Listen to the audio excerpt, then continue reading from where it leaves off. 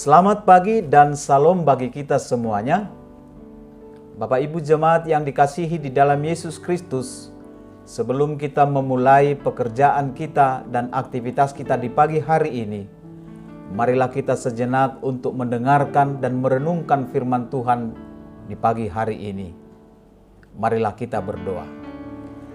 Damai sejahtera Allah melampaui segala akal dan pikiran. Itulah yang memelihara hati dan pikiranmu di dalam Yesus Kristus Tuhan kita. Amin. Apa kabar Bapak Ibu Saudara, jemaat yang dikasihi di dalam Yesus Kristus di pagi hari ini? Tentu doa dan harapan kami semuanya dalam keadaan baik. Bapak Ibu jemaat yang dikasihi dalam Yesus Kristus, renungan harian HKBP Sutoyo, Resort Sutoyo, hari ini Selasa 18 Mei 2021 yang tertulis dari Efesus pasal 5 ayat 17, dikatakan demikian firman Tuhan. Sebab itu janganlah kamu bodoh, tetapi usahakanlah supaya kamu mengerti kehendak Tuhan. Dalam bahasa Batak dikatakan, dibaheni unang ma gabe mau tohamu, alai atusihamu ma manang dia lomoni rohani Tuhani. Demikian pembacaan firman Tuhan.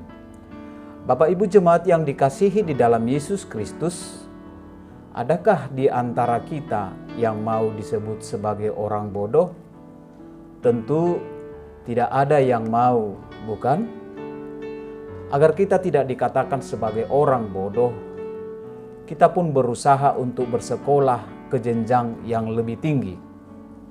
Lagu Batak juga dalam syairnya dikatakan, Hugogo pe masari arian nang botari lau pasikolahon geleki.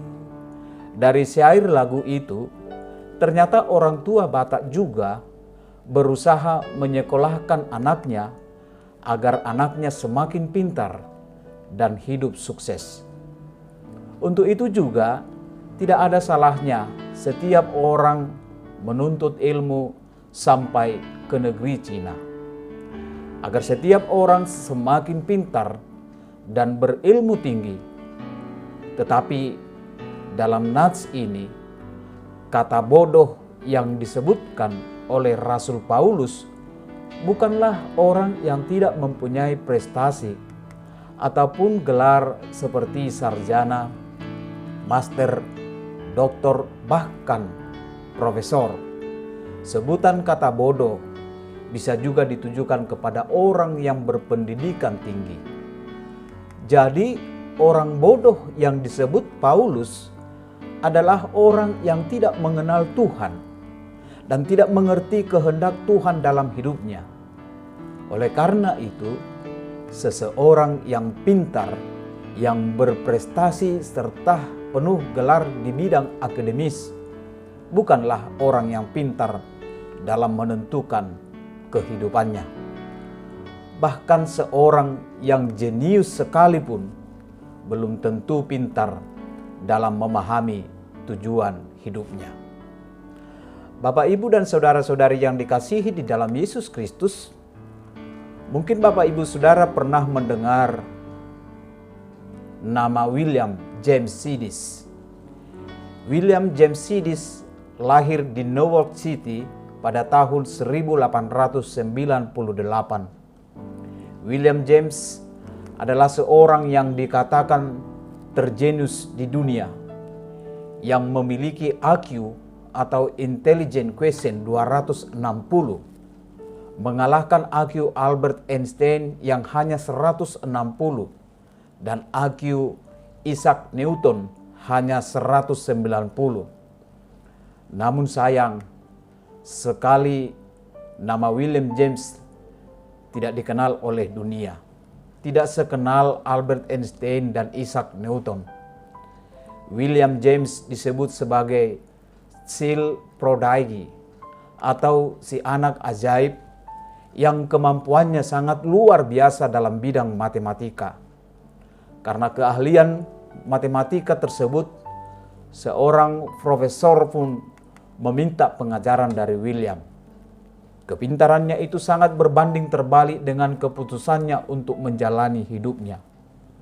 Karena kejeniusannya yang ia miliki, ia merasa tersiksa, lalu mengasingkan diri dari kehidupan orang banyak. Dia tidak punya teman, hidup seorang diri, serta mati dalam keadaan menganggur dan terasing.